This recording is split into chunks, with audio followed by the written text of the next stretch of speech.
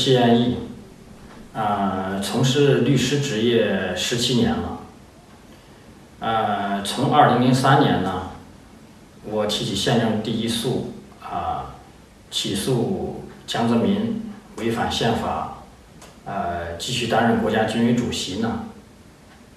因为这个原因呢，开始呢受到这个当局的关注。2015年的6、7月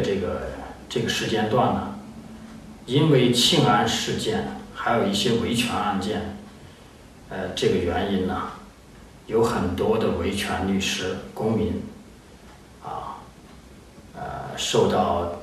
当局的约谈，以及抓捕，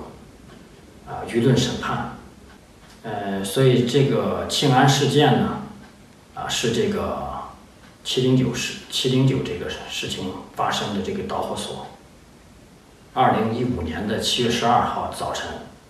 我听到有人敲门，从这个门的猫眼上呢，看到外面有3个人，其中两位呢就是长期负责我的国保，另外一位呢，后来知道是这个北京市的国保，一早就上门来，说要给我呢谈一谈，然后呢，我就给他们到了我所在这个小区的这个居委会，到了中午时分呢，突然闯进了10几个不明身份的人，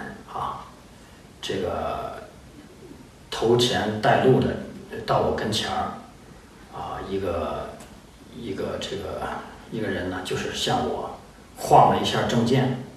上来就是说就戴了手铐，然后押解着我，簇拥着我，就下了楼，然后把我押上一辆车，他们大概来了3、4辆车，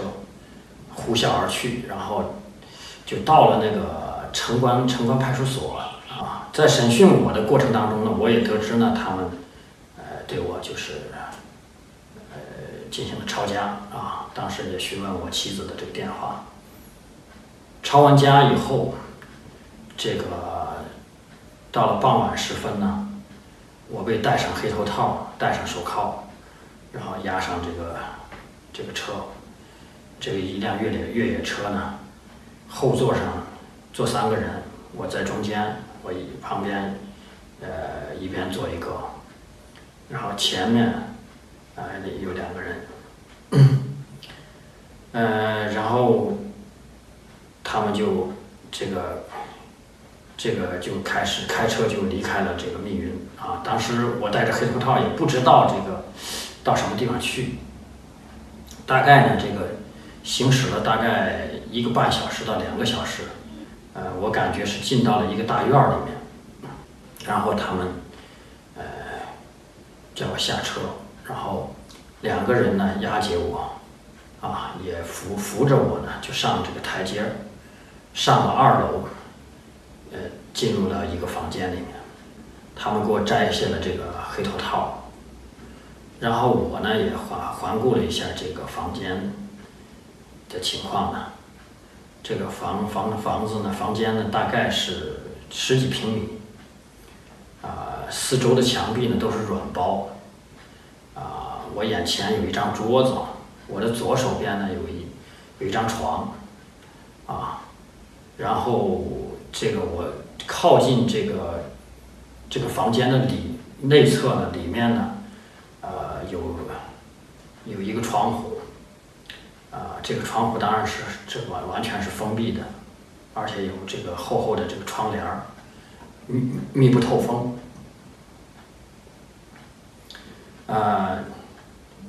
所以这个就在这样一个环境里面呢，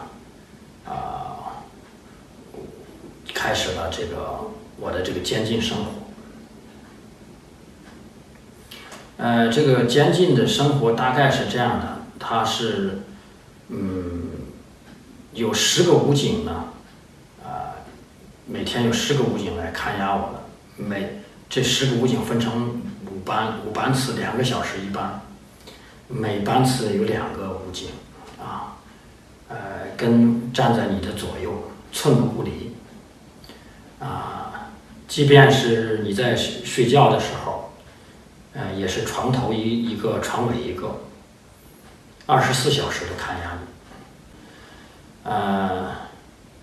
那么大概在这个北京这个监居的这个场所呀，它应该是在一个部队里面。我被这个7月12号被抓走了，13号我就开始这个绝食。当时呢，因为我的妻子怀孕了，我想呢，就是说我对她非常不放心，我就想向这个专案组呢要求给我纸和笔，我要求给家里写一封信。当然最后这个目的也达到了，他们给了我这个纸和笔，我也给我的妻子写了信。不过后来得知呢，这个信我出来以后，我的妻子并没有收到。我是709家属袁珊珊，在嫌疑被抓的时候，我尽量的保护孩子的心理，只告诉孩子，爸爸是一个正直的人，没有告诉他现在中国有多么黑暗。好像9月8号这个前后呢，我们就被转移到了天津的这个一个部队里面，也是一个10几平方的这么一个监禁室，也是四周都是软包的墙壁，然后呢，窗户呢是完全封闭的，在这个监禁的过程当中呢，当然我遭受过疲劳审讯，这个就是说不让你睡觉，不给你饭吃，给你很少的一点食物，这持续1、2个月的时间。严管呢就是说，给你一个墩子坐，没有靠背，也不允许靠墙，让你做军姿，每天要做15到16个小时，持续半个月、1个月都这种时间，这样的话呢，做时间长了呢，你的就是让一动都不能动，做时间长了呢，你的下肢都感觉到没有知觉了，然后你这个想上厕所呢也接不出手来，就是也都麻木了。当然还有就是说，对你进行的各种的心理的这种，给你一种精神的压力，曾经呢，他们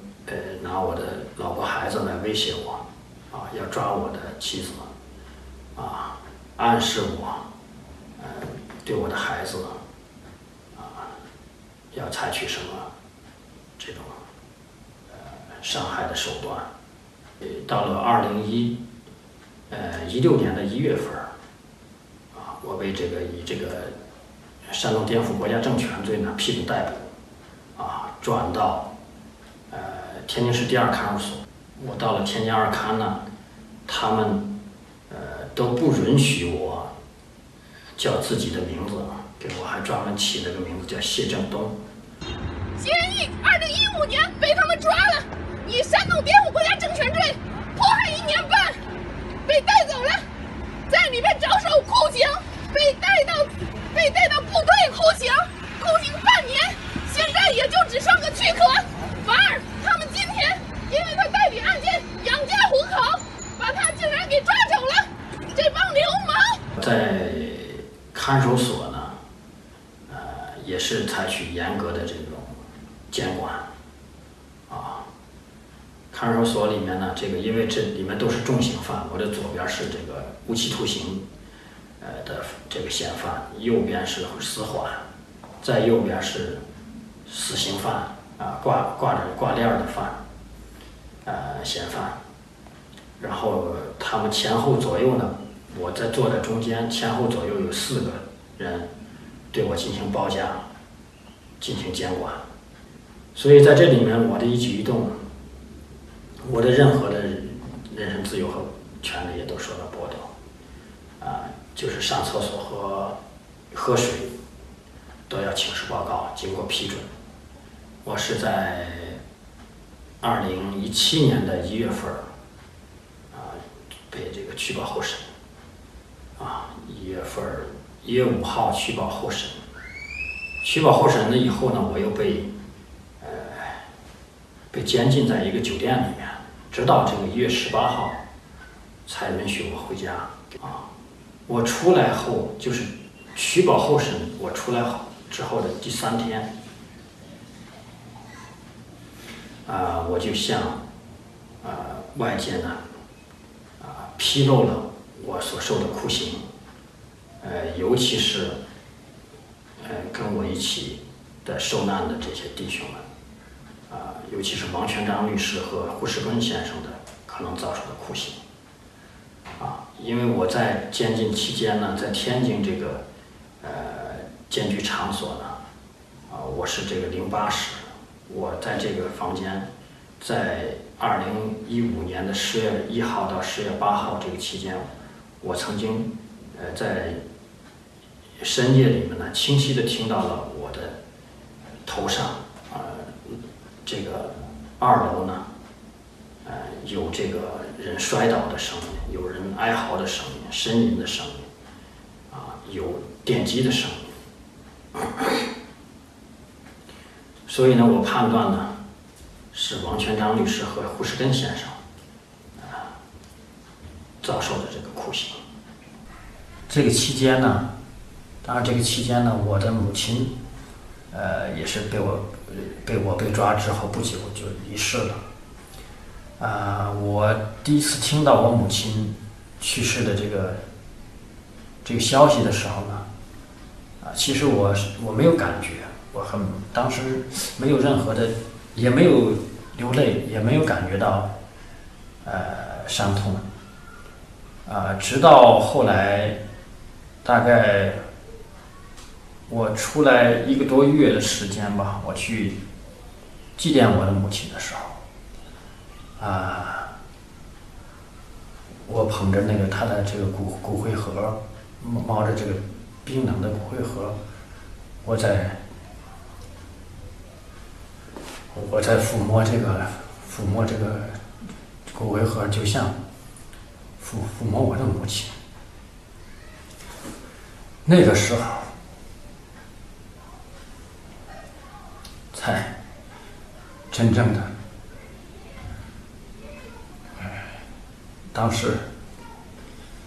我那是第一次那时候这个情感才真正的有一个释放。所以在这个强制监视居住和这个逮捕羁押这1年半的时间里最痛苦的这个事情呢，可能是虚耗生命就是说完全剥夺了你的一切的自由，也不可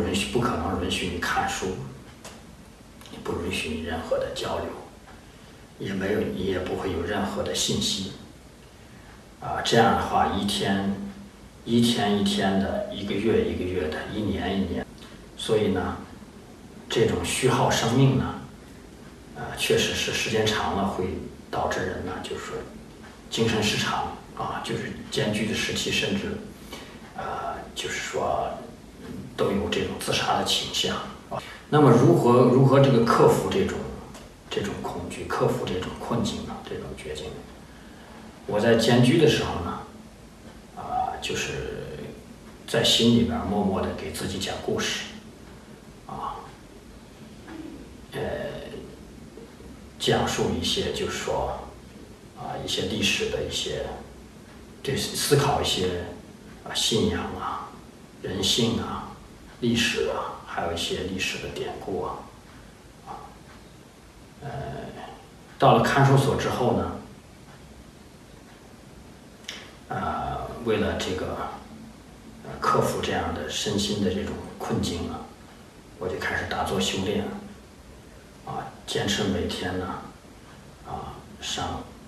上午、下午坚持每天上下午2个小时的打坐，就是这样过来的。大概休息调整了2个月、2、3个月的时间呢，我又花了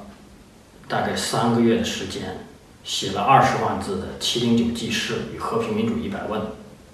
然后在发表了这个《709记事与和平民主100问》之后呢，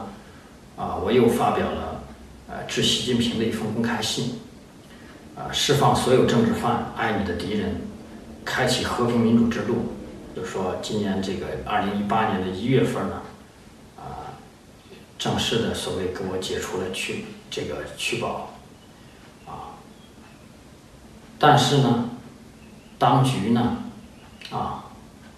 又对我的律师职业呢进行这个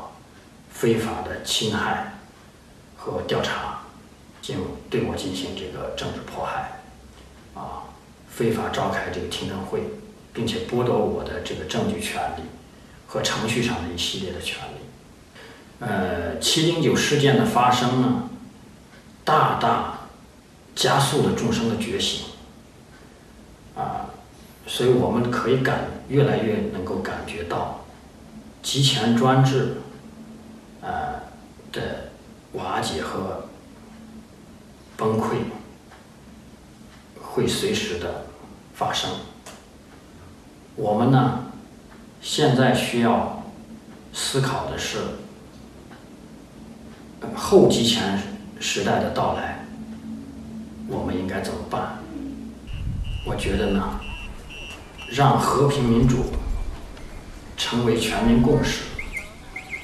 这一点很重要。谢谢大家。